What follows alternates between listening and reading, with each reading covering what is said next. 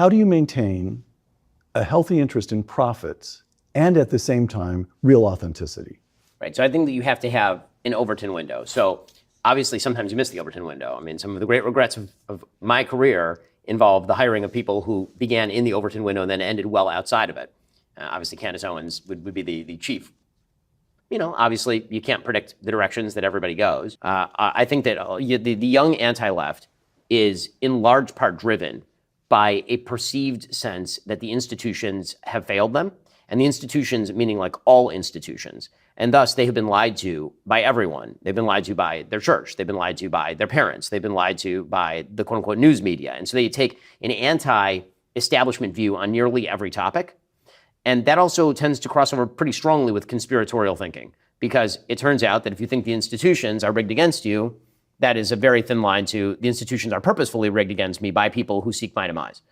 I think that the big danger that I see inside the conservative movement, inside the Republican Party or the broader anti-left movement, is a grievance politics that has infused the right. I think that Jews and people who focus... Has it infused the right equally among men and women? I myself notice it among young men. I think that Especially, I think it is more among young men. I think it is growing among young women. I think that Candace Owens' audience is a good example of this.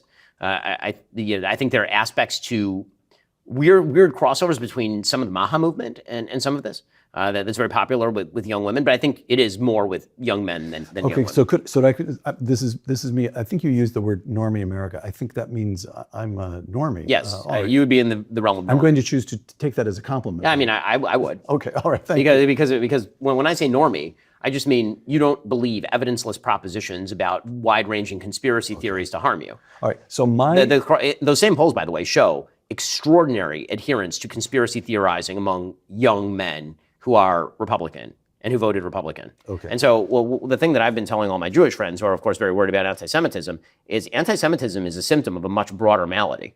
The anti-Semitism is not the thing that's causing everything else. The anti-Semitism is a symptom of something much worse that is happening, and that I think is truly threatening to the country.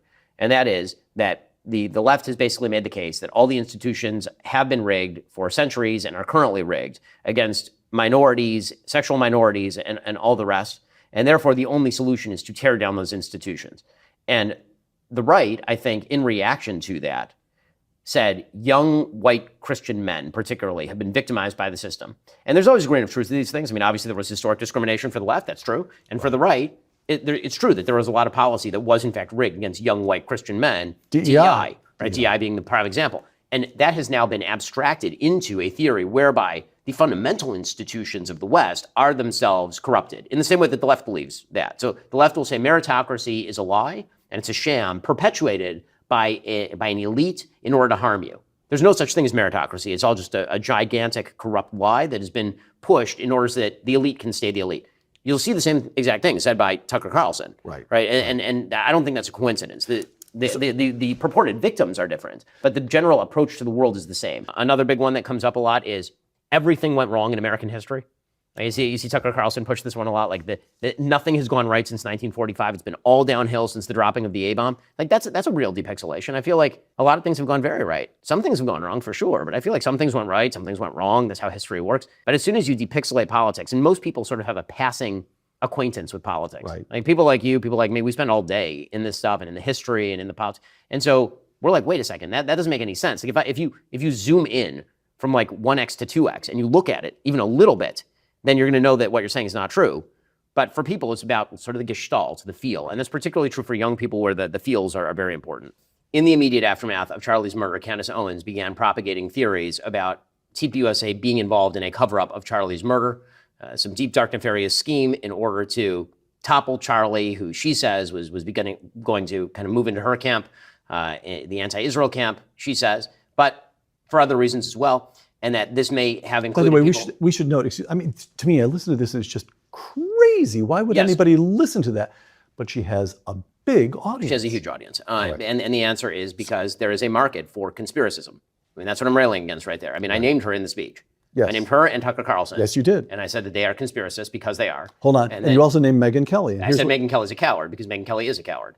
And of late, the attack on me has been to say that the reason I attacked Tucker and Megyn and Steve Bannon, among others, that the reason that I name-checked these people, and Candace, was because of Israel or the Jews. One thing that you may notice if you go back and you watch that entire TPUSA speech, at no point anywhere in the speech do I mention Israel or the Jews. At no point. The only people who have mentioned it in this context are the people who are lashing back. So what are you doing here? You're attempting to I'm saying you're attempting stop to listening. define an Overton window for the conservative movement. Correct. And the prior night I did too. I gave a speech at Heritage Foundation criticizing Tucker Carlson, in which I said any movement worth its salt must have ideological borders. Right? Period. And it's not about deplatforming. Like this is, again, when I talk about the depixelation of cancel culture, you know, when Megan says, oh, we're not going to deplatform people, I'm not going to condemn the people. No one said that you can't have on who you want to have. All I said is they don't deserve your time. That is a personal decision you get to make. It's a decision I get to make. Mm-hmm. When Tucker says, when I hear calls for deplatforming, anyone can have anyone on any stage at any time. This is America.